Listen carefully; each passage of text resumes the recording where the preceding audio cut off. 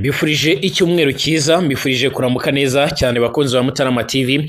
Reka nizere ko buri umwe wese amerewe neza ndetse yaramutse neza. Ku bagiye gusenga mbifurije amasengesho meza, mbifurije kugirirwa neza n'Imana cyane. Hanyuma rero turazindutse twinjiye muri gahunda z'ibiganiro byacu muri kino gitondo nk'uko bikomeje kugaragara.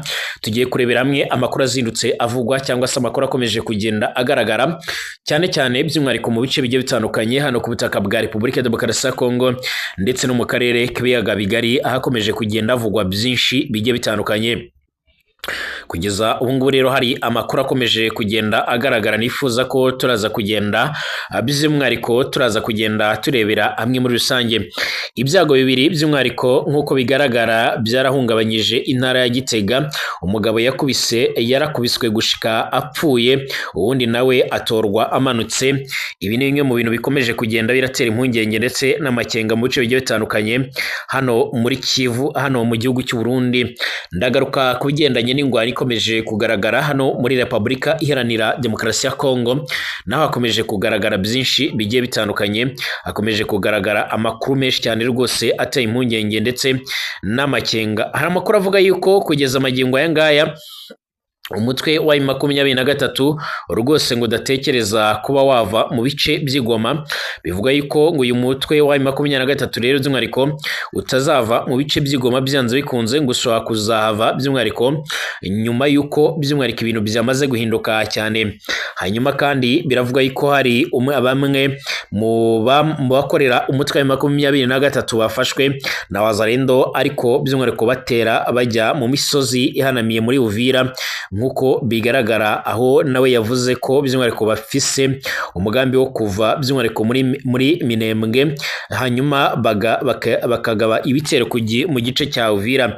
N'amashusho yamaze kugaragara ku mbuga nkoranyambaga rero by'umwihariko bigaragara ko yafashwe ari kumwe n'abagenzi be batatangajwe igitigiri cyabo cyangwa se umubare wabo, aho bageragezaga gushaka kwinjira mu gice cya Uvira by'umwihariko muri iki gisagara cya Uvira. Navuga ko kimaze kumenyerwa ko cyananiranye kuba cyafatwa nyuma y'uko kimaze kugaragaramo by'umwihariko ibice byinshi cyane bigiye bitandukanye birimo ingabo nyinshi z'abarundi ndetse n'abazarendo. Turarebera hamwe n'andi makuru menshi cyane akomeje kugenda avugwa. Rero nuko mbaramukije mwese, nkaba mbifurije ibihe byiza, nkaba mbifurije kuramuka neza. Kuba dukurikira mwese, mwaba muri hano by'umwihariko mu bice bigiye bitandukanye, mwaba muri hano mu Rwanda, mu karere k'ibiyaga bigari ndetse no hirya no hino mu isi, mbifurije ibihe byiza ndetse mbifurije kuramuka neza cyane. Nyamuneka mbibutse gukanda handitse subscribe cyangwa se sabone kugira muce muraronka amakuru n'ibiganiro byacu. Ibiganiro byacu munabisangize ku nshuti zanyu. Mbifurije ibihe byiza rero.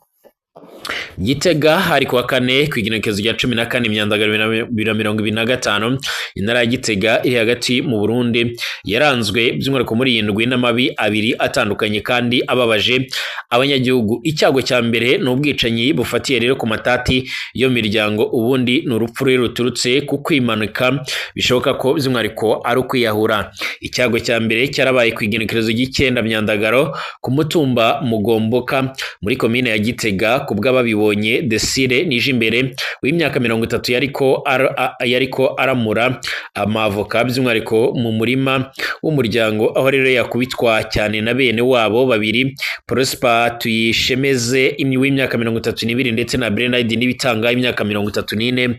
Amaze gukomeretswa cyane yaciye by'umwihariko arungikwa ku bitaro by'Ikibuye kugira ngo avurwe. Umukuru w'umutumba Mugoboka kandi Erika Byarimana yemeza ko umugabo yaciye acikana nyine ku igenekerezo rya 13 Myandagaro 2025.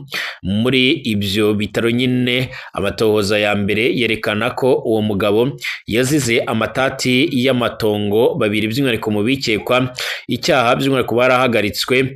Ubu ngubu bakaba bafungiwe mu gipolisi ku mvo z'amatohoza. ubundi bwicanyi bwabaye ku itariki ya 11 Myandagaro ku mutumba Bugumbasha ni mu ntara ya Gitega.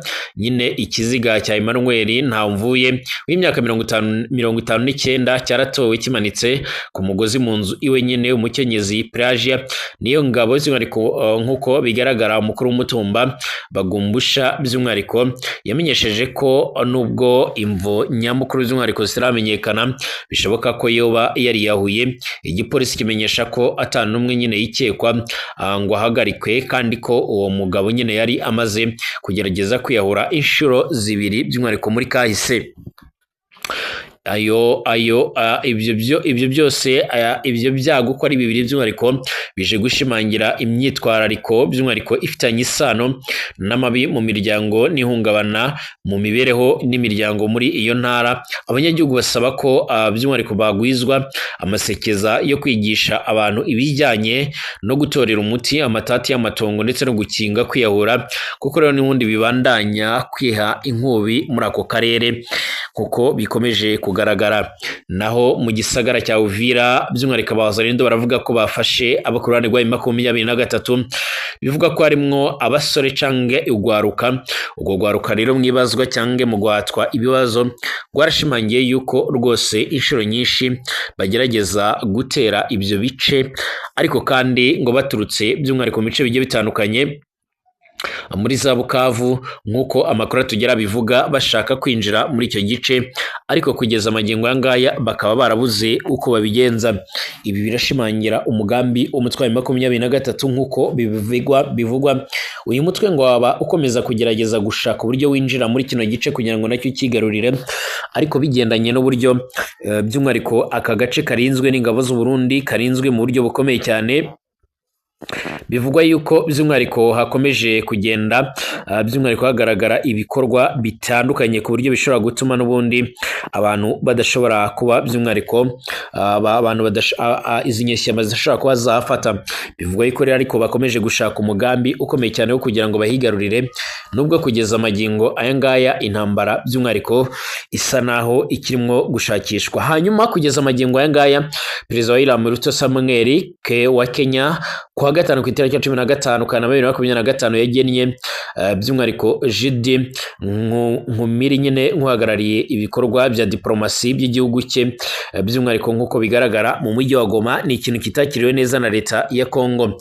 Uyu by'umwihariko ari mu bambasaderi ba consular general ndetse n'abayobozi bungirije b'ubutumwa. Perezida William Ruto by'umwihariko kuri ubu nayoboye umuryango wa Afurika y'Iburasirazuba East Africa Community yagennye kwa gatanu nk'uko bigaragara. Bivuze ko Kenya aricyo gihugu cya mbere kigiye kohereza igoma umudiplomate ugihagararira kuva uyu mujyi wa kwigarurirwa na AFC barizwa mu mutwe wa 23 muri Mutarama y'umwaka. Icyemezo cya Perezida William Ruto kandi gitezwe ko cyongera by'umwihariko gututumbya umwuka mubi ushingiye kuri diplomasi hagati ya Nairobi ndetse na Kinshasa, n'ubundi bimaze igihe rwose bitarebana neza cyane. Umwuka mubi rero hagati y'impande zombi watangiye kuzamba mu mpera za 2023 ubwo byamenyekanaga ko ihuriro Alliance Forever Congo cyangwa se AFC rirwanya ubutegetsi bwa RDC ryashingirwaga i Nairobi mu gihugu cya Kenya. Ntacyo leta ya RDC iravuga rero kuri kiriya cyemezo gishya, gusa byitezwe ko igomba gutumiza ambasaderi wa Kenya i Kinshasa agagitangaho ibisobanuro mu buryo burambuye. Kugeza ubu rero biravugwa yuko kugeza amagingo aya ngaya ibi ubwabyo bikomeza gushimangira ndetse no kugaragaza neza yuko iyi ntambara ikomeje kwera ku butaka bwa Congo ishaka gusiga n'ubundi bice bigenzurwa n'umutwe wa 23 noneho byigaruriwe ndetse igatangira kubigenzura byanze bikunze. Hanyuma kandi reka nkubwire yuko kugeza amagingo aya ngaya nanone umutwe wa 23 umaze iminsi ushimangira ko nta gahunda ufite yo kuva mu bice by'Igoma bwizahava ariko Yezu yagarutse. Bashimire tugaruke mu kanya.